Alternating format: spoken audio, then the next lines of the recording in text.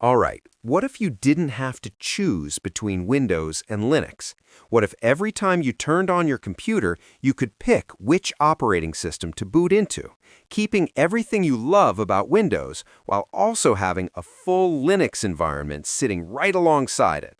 That's exactly what dual booting gives you. And in this video, I'm going to walk you through the entire process from scratch, even if you've never touched Linux before in your life. Welcome back to the channel. Today is a big one. We're installing Ubuntu alongside Windows 10 or 11 in a dual boot configuration.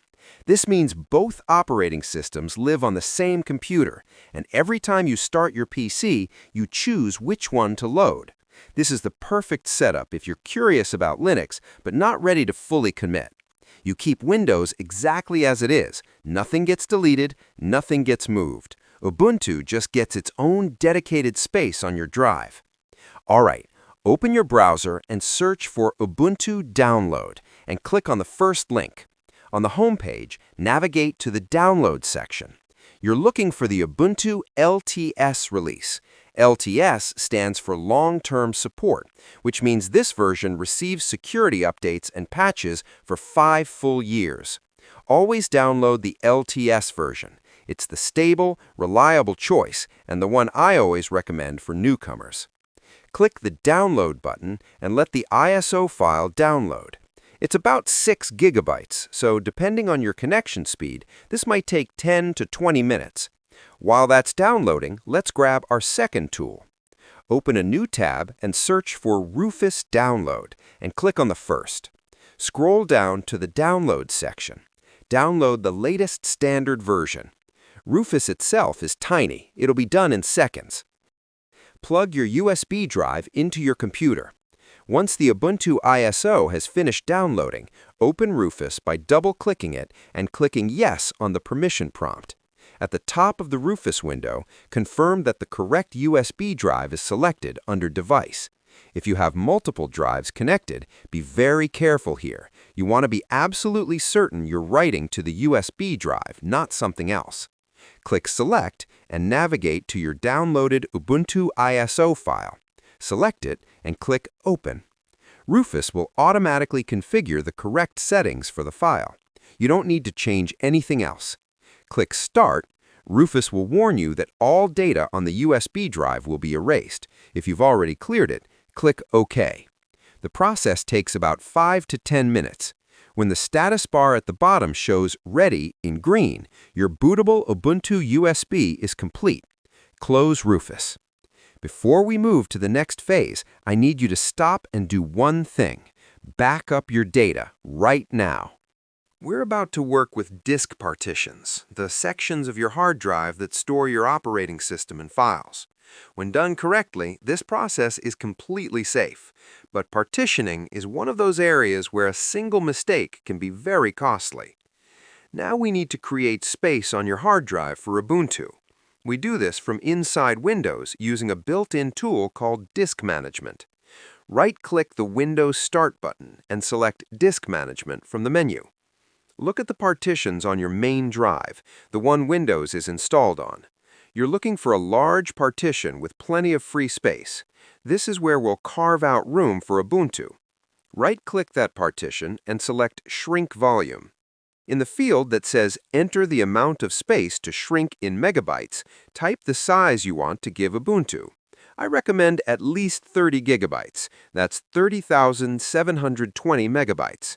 If you want to give it more room, multiply your desired gigabyte amount by 1024 to get the correct megabyte value. Type your value and click Shrink. After a moment, you'll see a new section appear on your drive labeled Unallocated. That dark gray unallocated block is Ubuntu's future home. Do not format it, do not assign it a drive letter, leave it exactly as it is. Now we need to boot the computer from our Ubuntu USB drive instead of loading Windows normally. Here's the easiest way to do it on Windows 11 and 10. Open Settings, then go to System, then Recovery. Look for the section called Advanced Startup and click Restart Now. Confirm the restart when prompted. your computer will reboot into a blue menu screen called Advanced Startup Options. From here, click Use a Device. You'll see a list of bootable devices. Look for your USB drive in the list. It might show as USB device. Click on it. Your computer will restart and begin loading from the USB drive. Once your computer boots from the USB, you'll see a menu with a few options.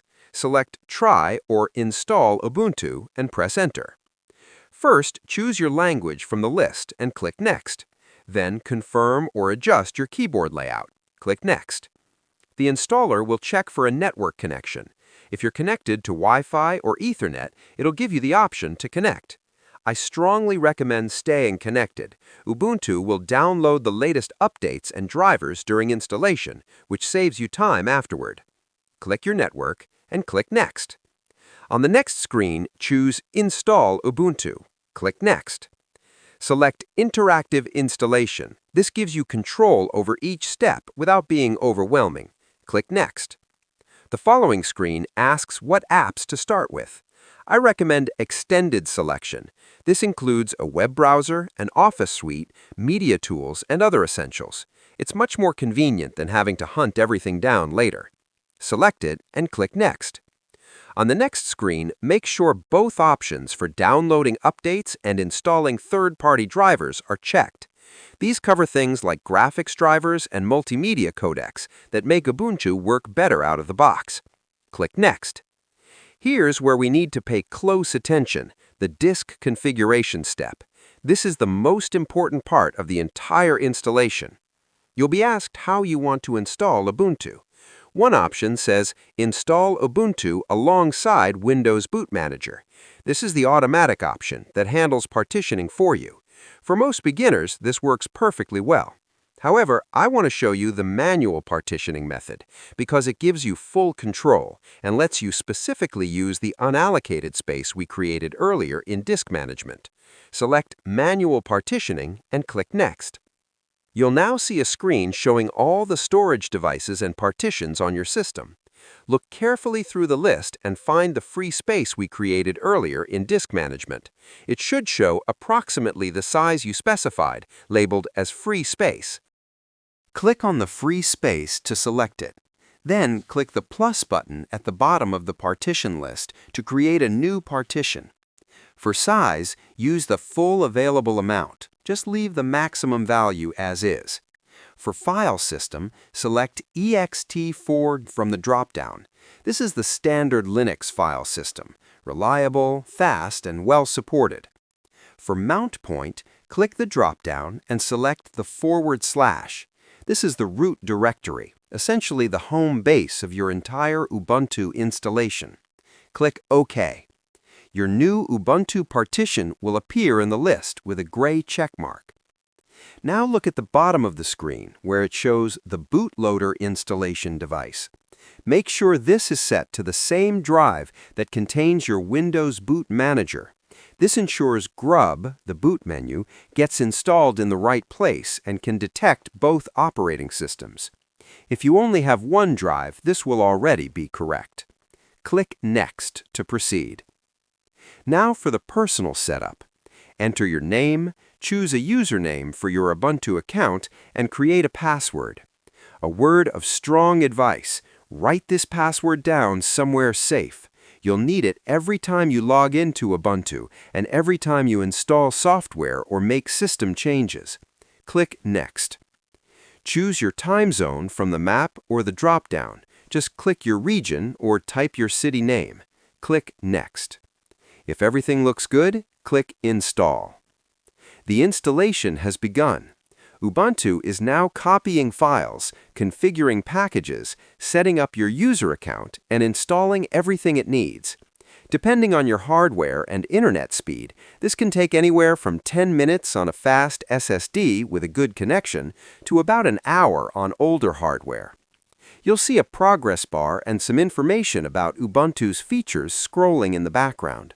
If you want to see what's happening in detail, click the small terminal icon to watch the live installation log. Otherwise, just let it run. This is a great time to grab a drink, check your phone, or watch another video. Ubuntu has got this. When the installation finishes, a dialog will appear asking you to restart now. Click it.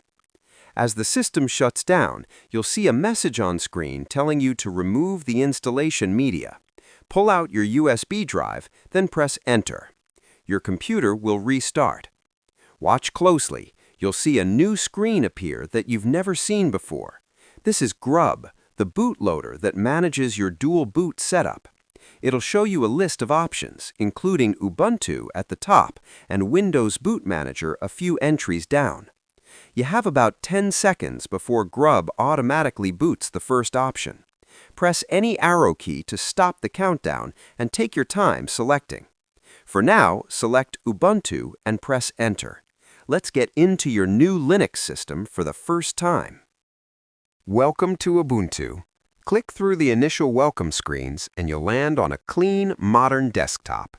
The first thing we need to do is update the system. Right-click on the desktop and open the Terminal from the Applications menu. Type the following command and press Enter. sudo apt update. Ubuntu will ask for your password. Type it and press Enter. The password won't appear on screen as you type, which is normal for Linux. This command refreshes Ubuntu's list of available packages. Once that finishes, type sudo apt upgrade.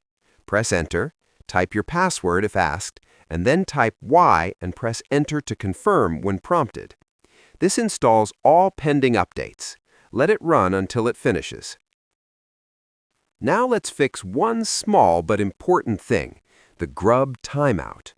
By default, GRUB gives you 10 seconds to choose your operating system on startup. That's not much time. Let's change it to 45 seconds so you have a comfortable window to make your selection. In the terminal, type sudo nano/etc/default/grub. This opens a text configuration file. Look for the line that says grub_timeout equals 10. The number might be different on your system. Change that number to 45. Then press Ctrl-O to save and Ctrl-X to exit. Finally, type sudo update grub and press Enter. This applies your change. Next time you restart, you'll have 45 seconds at the GRUB menu. Now let's get some useful software installed. On the left side of your Ubuntu desktop, you'll see a dock. Look for the icon that looks like a grid of squares. That's the App Center. Click it. The App Center works just like a mobile app store. Search, click Install, done. Here are a few apps worth grabbing right away. If you want a different web browser, search for Chrome or Firefox. Firefox actually comes pre-installed, but Chrome is available if you prefer it. For productivity, search for LibreOffice. It's a full-featured office suite compatible with Word, Excel, and PowerPoint files, completely free. Install whatever you need. The App Center makes it simple. Here's the part that ties everything together. Every time you restart or power on your computer, the GRUB menu will appear and ask which operating system you want to boot into. Select Ubuntu to load Linux. Select Windows Boot Manager to boot into Windows exactly as it was. All your files, programs, and settings completely intact. Nothing about your Windows installation has changed. You can switch between them freely as many times as you like. They're completely independent. Changes you make in Ubuntu don't affect Windows, and vice versa. They share the same hardware, but live in entirely separate spaces on the drive. And that's it. A fully working dual boot system with Ubuntu and Windows 10 or 11 on the same machine. You didn't have to give anything up. You didn't have to take any risks with your existing setup. You just added a whole new operating system alongside it. If you got stuck at any point, partitioning, GRUB not showing up, BIOS access, anything at all, drop a detailed comment below and I'll help you troubleshoot. The Linux community is also incredibly welcoming if you want to explore further. A like and a subscribe genuinely helps this channel grow. I put out practical tech tutorials like this every week. Thanks for watching, and welcome to the world of Linux.